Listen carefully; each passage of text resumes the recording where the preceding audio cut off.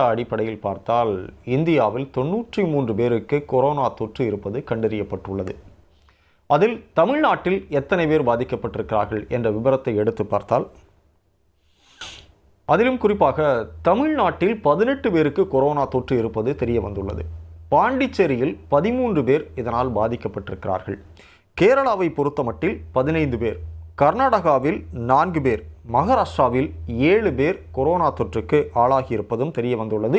டெல்லியில் ஒரே ஒருவருக்கு மட்டும் இந்த கொரோனா தொற்று கண்டுபிடிக்கப்பட்டுள்ளது. தமிழ்நாட்டை பொறுத்தமட்டில் சந்தேகத்திற்கிடமான நோயாளிகள் மற்றும் சில அறிகுறிகள் இருக்கக்கூடிய நோயாளிகள் தினம்தோறும் 8 முதல் 10 பேர் இந்த சோதனைக்கு உட்படுத்தப்படுவதாக பொது சுகாதாரத்துறை தெரிவித்துள்ளது. அந்த அடிப்படையில் பார்க்கிற போது மீண்டும் கொரோனாவா என்ற கேள்வியும் பயமும் அச்சமும் பொதுமக்கள் மத்தியில் எழ வேண்டாம் என்று பொது சுகாதாரத்துறையின் சார்பில் கேட்டுக்கொள்ளப்பட்டுள்ளது. ஏனென்றால்